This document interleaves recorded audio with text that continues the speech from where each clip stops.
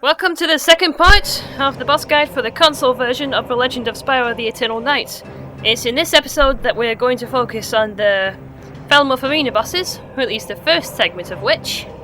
You're a prisoner on Skabb's ship and you have no choice but to end up dealing with these enemies in succession. The Blundertails, Ravage Rider, and the Executioner. Have you got what it takes to counter all this, lads? Well, if you keep with me, then you'll be seeing it. Introducing a creature both rare and powerful. A creature of might and magic. Prepare yourselves and feast your eyes on Spyro the Dragon! Wow, if we weren't about to die, I'd say this is pretty neat. Please don't drag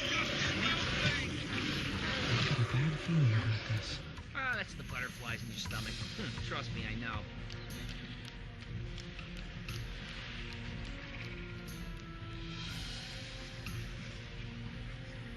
And his opponent seen them before and loved them. We offer you none other than the twins of terror themselves, the Blundertails.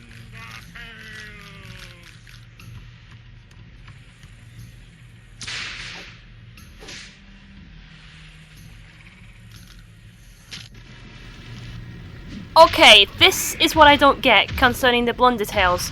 So many people around the Spyro community ended up facing frustration with these guys.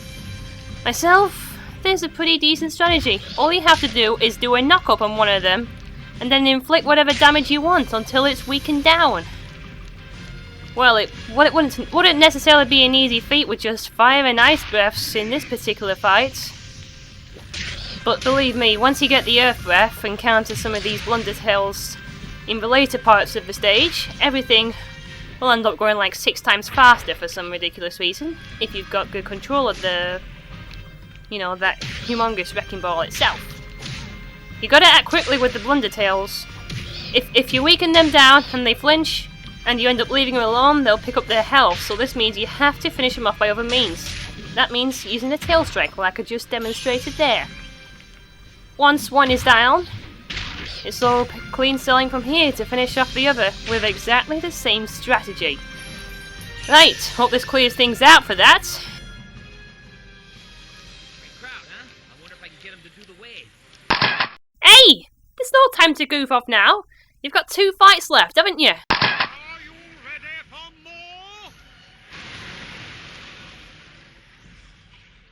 Then, without further ado, please give a hearty welcome to Spyro the Dragon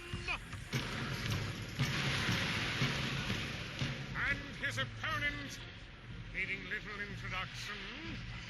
Captain the Crunch, the Prince of Age himself! The one and only Ravage Rider!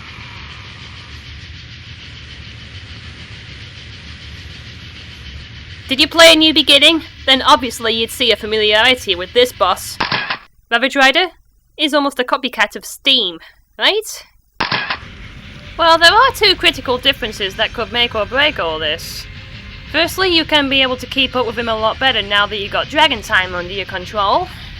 And secondly, there's less annoying bombs that end up flying around, so makes things all the more easier to evade. Still, you have to treat Ravage Rider almost exactly the same as you did with him. All you have to do is dodge their attacks, whether it be cannonballs, charges, or flamethrowers from out of their sides. And then you'll be able to end up striking him when he ends up crashing into the wall whenever that comes to happen. You have to be careful with the flamethrowers though, because if you end up getting hit by one and being knocked to the side, there's obviously a risk of being run over by this monster.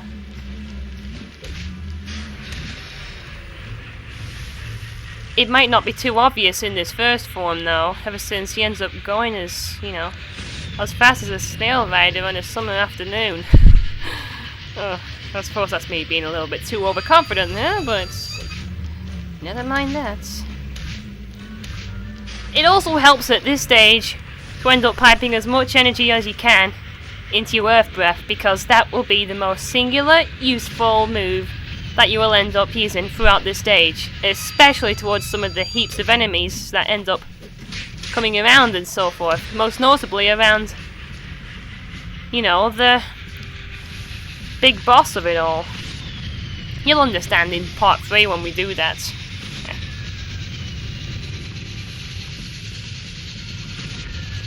His second form isn't too different from the first one, except he runs a lot faster, so make sure you have exceptionally good use of Dragon Time. And a little bit of luck if you end up running into any of those flamethrowers again. It's all about good care now. Sometimes luck might not cut it.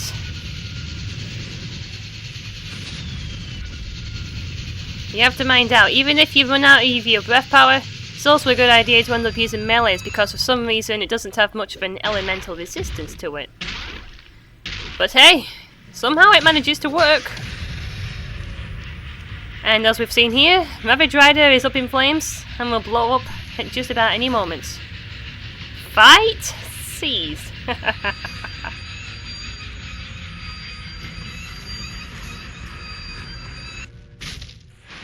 totally rule. Maybe now we can ask for a room upgrade.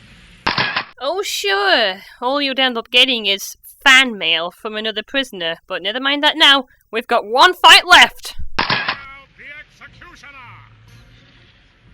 Let's play the similarity game again.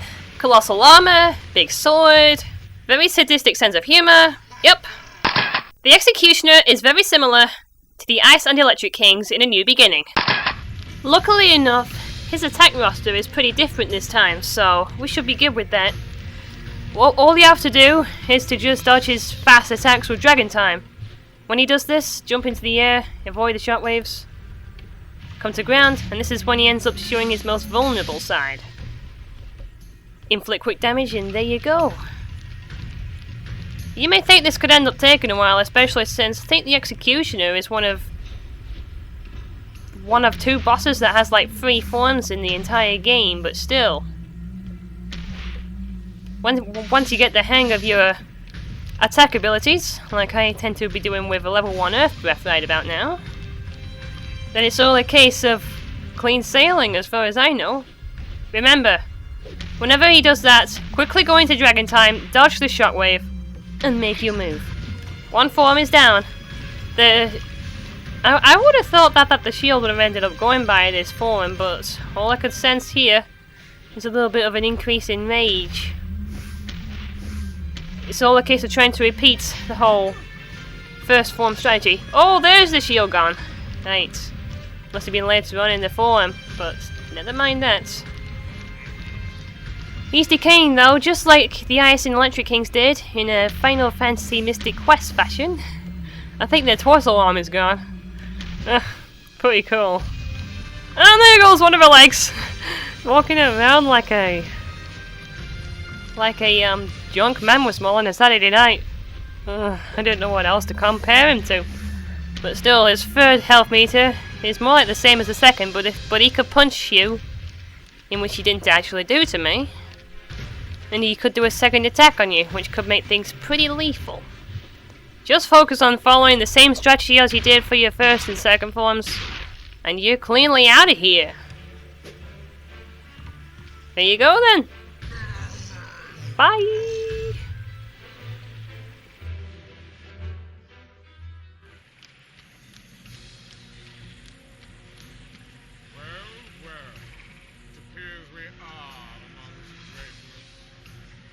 This little dragon has defeated everything we've thrown at him. But fret not, O faithful fans.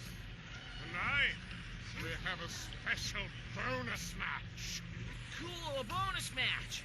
Spyro the Dragon versus the former queen of Concar herself, Cinder!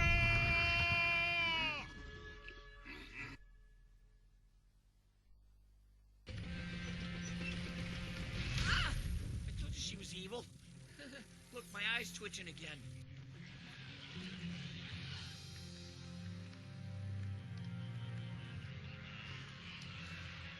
Just like old times, huh, Spyro? Cinder, I'm not going to fight you. Relax. I'm just trying to put on a show for the crowd while we figure out what to do. Don't trust her. She wants to eat me.